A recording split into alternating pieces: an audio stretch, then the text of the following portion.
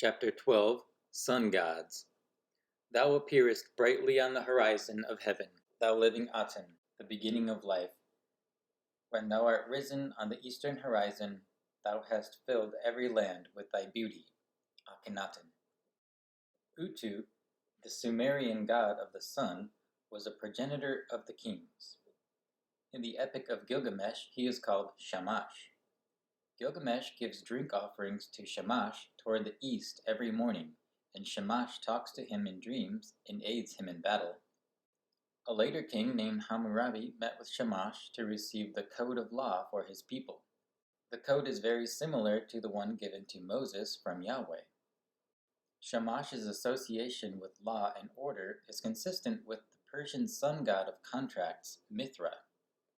The Egyptian sun god Ra, or Re, was said to ride across the sky in a boat, the sun, each day and travel through the underworld at night, where he would fight off the evil serpent. This is an ancient tale that gave people a surface explanation for the cause of night and day. Other tales of a god that rides the sun as a vehicle were told across the globe. In Greece there was Helios, the god of the sun. He rode the sun as a horse-drawn chariot made of gold. The horses were made of fire and called fire-darting steeds. Helios' son, Phaethon, once took the reins of the sun chariot, but flew too close to the earth and created the deserts. According to Plato, this is a myth about the destruction of earth by the sun at certain intervals in time. The main center of worship for Helios was on the island of Rhodes in early Greece. The Colossus of Rhodes was a statue of Helios and one of the 7 wonders of the ancient world. Helios was of the Titan generation of gods. He and Selene were replaced in Hellenic times by the Olympian gods Apollo and Artemis. In Rome, the sun was personified as the god Sol, also called Sol Invictus, the invincible sun, because of his return to life every winter solstice. He is depicted with a halo or crown of sunbeams around his head. Mosaics of this sun god have been found on the floor of Jewish synagogues and Christian chapels in Israel. The sun god is placed in the middle of the mosaic, surrounded by the 12 signs of the Zodiac. From Earth, the sun appears to travel through these star signs once a year. It may not come as a surprise that imagery of Sol shows up in Israel, as the land was under the control of Rome at the time of Christ. A clear connection is made between Sol and Jesus. They are both celebrated around winter solstice, both die for 3 days and then return. Sol is surrounded by 12 constellations, just as Jesus surrounded himself by his 12 disciples, and both wore a crown of thorns. Keep in mind that just because a thing has synchronicities, types, and archetypes does not mean that the thing does not exist. Meaning, the divine mission of Jesus and the symbolic course of the cosmos could both be true, as above, so below. Knowledge of the stars, times, and seasons was well known by the Babylonians and Sumerians. They are the first that we know of to map out the signs of the zodiac and the movements of the heavenly bodies. The Hebrews no doubt acquired this knowledge from them and incorporated it into their mysteries. For Jewish and Christian mystics, the Archangel Michael presides over the day of the sun, Sunday. A close look at this Michael, one who is like God, reveals him to be more than a hero in the war in heaven. He is the hero, the one who saves humanity by defeating the dragon.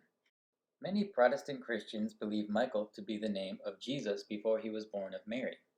LDS Christians believe that Michael became the patriarch Adam. Later on, we will show the mysterious parallels between Adam and Jesus. Jesus is often depicted with a solar disk behind him, and his birth is celebrated at the winter solstice when the sun is symbolically reborn each year. Michael is said to be the ruler of the beings on the sun. To quote Manly P. Hall, "Some secret orders have taught that the sun was inhabited by a race of creatures with bodies composed of a radiant, spiritual ether, not unlike in its constituency the actual glowing ball of the sun itself. The greatest and most luminous of these spheres is the Archangel Michael." Mormons believe in 3 heavens, or kingdoms of heaven, which are compared to the sun, moon, and stars respectively. The highest is called the Celestial Kingdom, and is compared to the sun. The LDS president Joseph F. Smith gave it as his opinion that all suns are celestial kingdoms.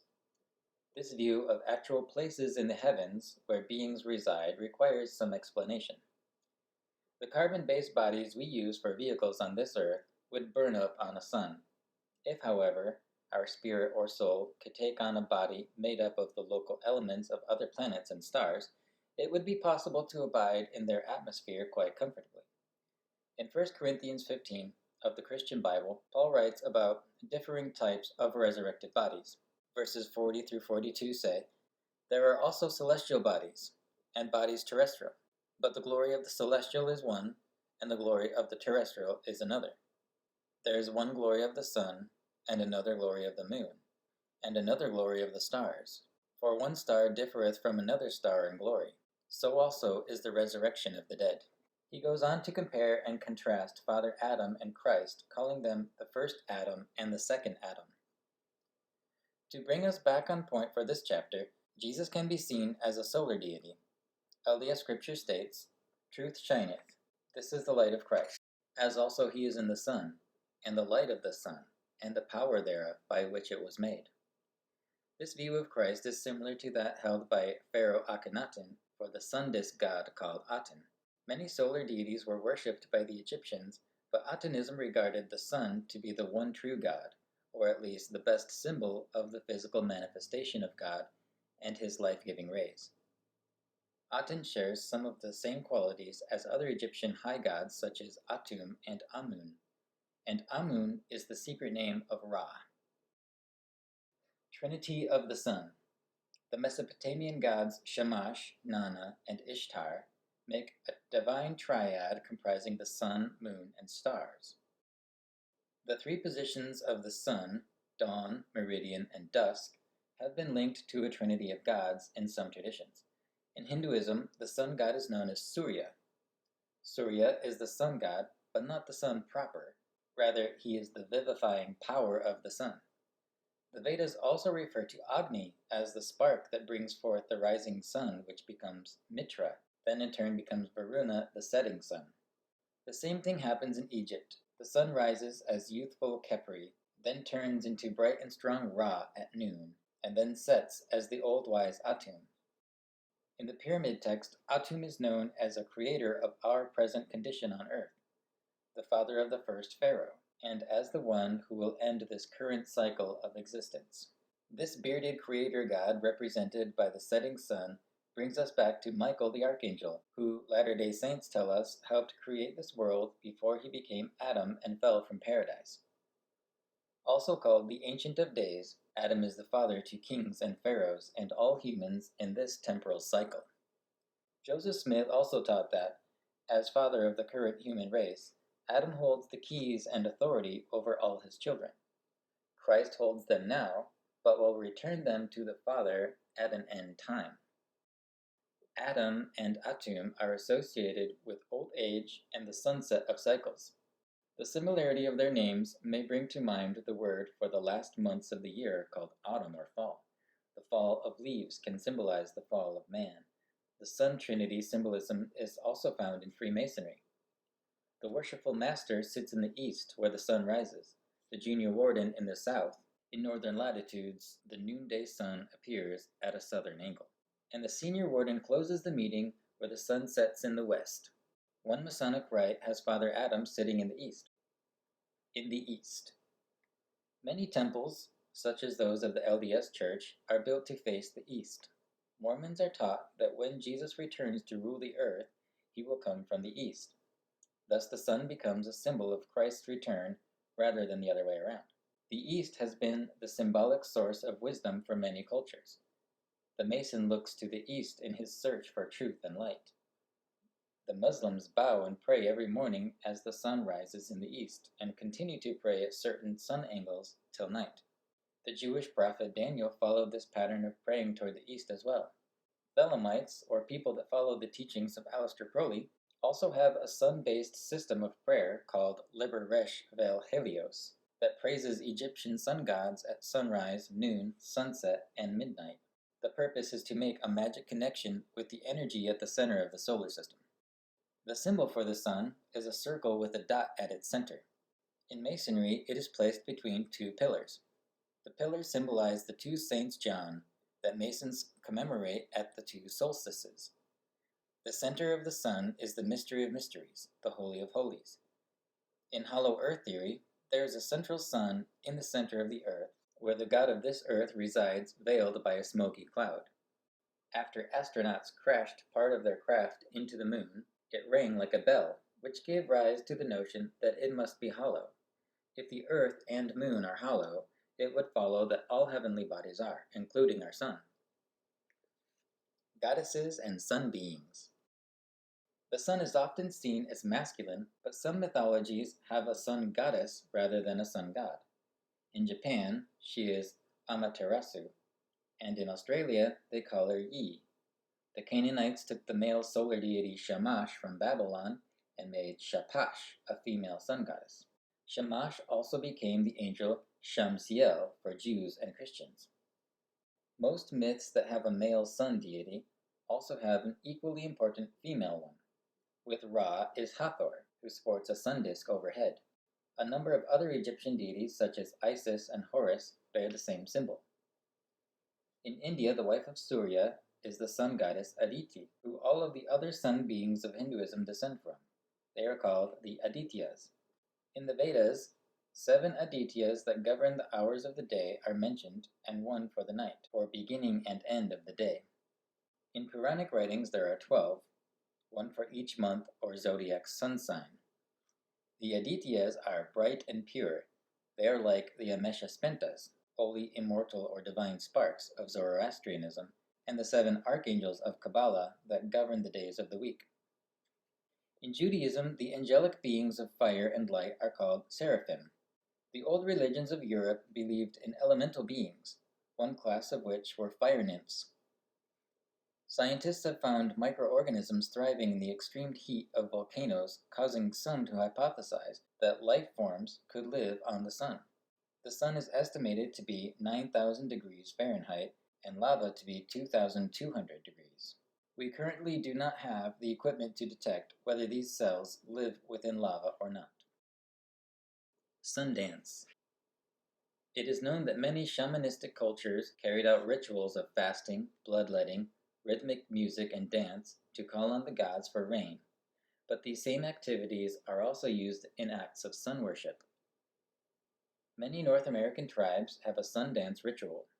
Aspects of the ritual vary between tribes, but they all share commonalities as well.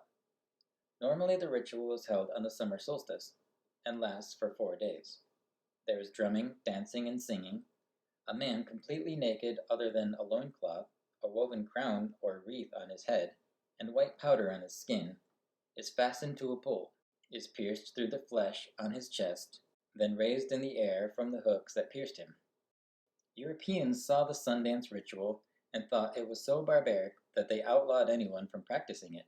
Little did they think of how much this religious symbolism coincided with their own. The crown of Jesus, his loincloth, pierced flesh, and raising upon the cross are all paralleled in the Sundance ritual.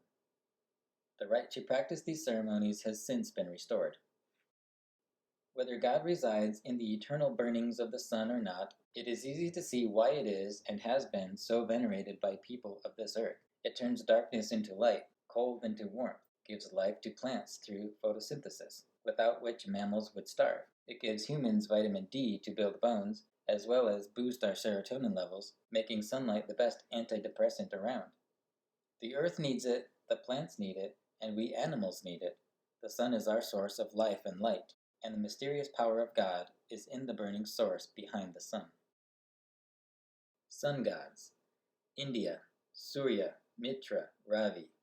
Persia, Mithra, Varikshita. Sumeria, Utu.